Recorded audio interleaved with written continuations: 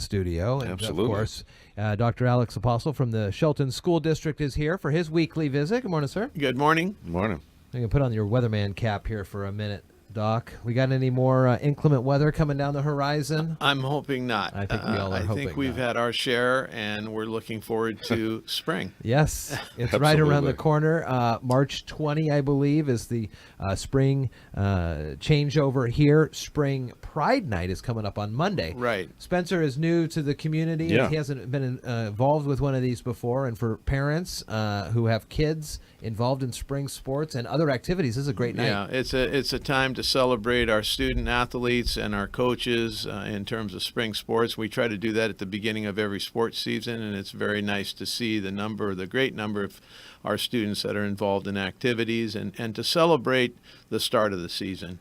Do you get a sense, and maybe someone who's in the high school every day would get a better sense of this, but doing these Pride nights, these referencing the hard work that the kids are about to do for the season, do you see or hear that helps increase the number of participants because they're aware of the events and they go, boy, we got the good backing of the district and the parents and everything? Possibly, but I think what's important is to make sure the students understand that we support them, we care about them, and it's a big deal because they put out so much effort, and the coaches do too, that we recognize that fact, and we bring everybody together to start the season off. And I think what's really going to have an impact is the almost $15 million that we're going to spend on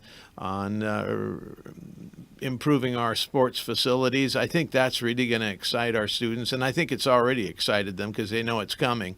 But that, along with recognizing them as we go forward during the sports seasons, very important. Is that something that is part of the 21st century classroom, kind of the reminder to give more accolade or more praise to the kids? You know, if you're on every day, you see somebody every day, you may not give them the support or, hey, you're doing a great job kind of adulation that someone may get if they see them sporadically. Is that part of the 21st century classroom? Well, you want to give people appropriate and real recognition, and that's really important. But when you're talking about a great 21st century school district, and I think this has been the case for many, many, many years, you want a strong academic and co-curricular program where students excel and they're successful because they go hand in hand.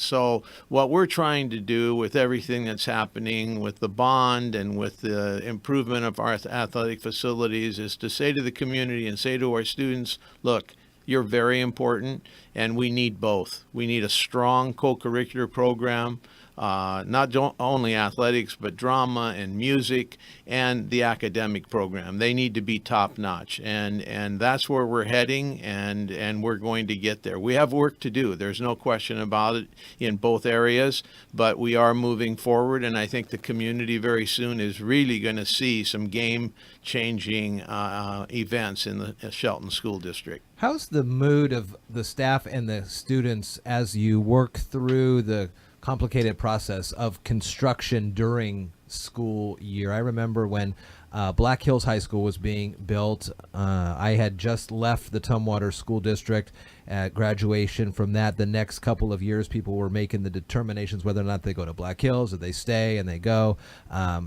It can be quite a disruption, and I know we see it in the parking lots and things like that, but in the day-to-day schooling, how's everybody?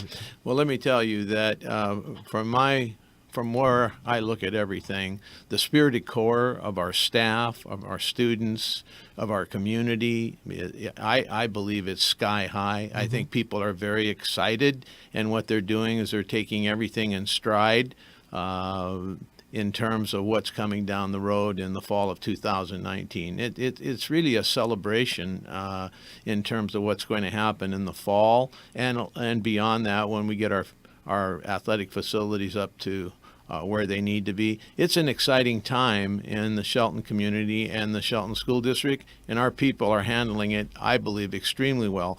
for example, our principals in relation to the transition process and the staff.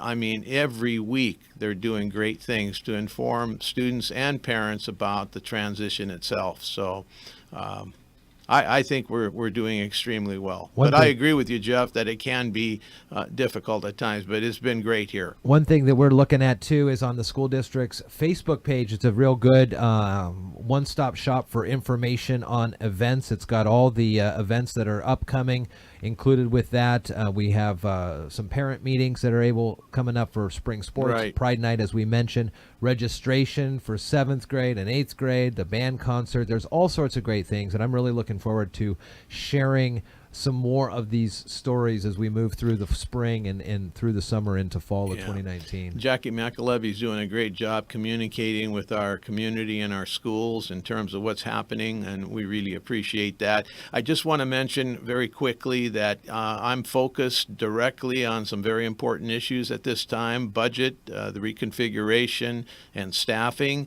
And I just want to extend an invitation to anyone that might be interested. We're going to be formulating a citizen advisory committee on the budget, and if you're interested, please let my secretary Alison Nutt know that you're interested, and we will be starting these meetings in mid-March and continue them throughout the budget development process.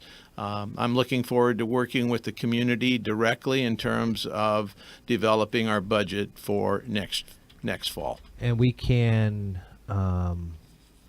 put Allison's email address when we post this interview, put that on there. Is that You okay? bet. That would be great. But anyone that's interested, we're not going to have a great number of meetings, and I try to make our meetings very short and direct. But I think it's very important to involve our community at this time in the budget development process. Dr. Alex Apostle, good to see you. Have a good weekend. Thank you, Jeff.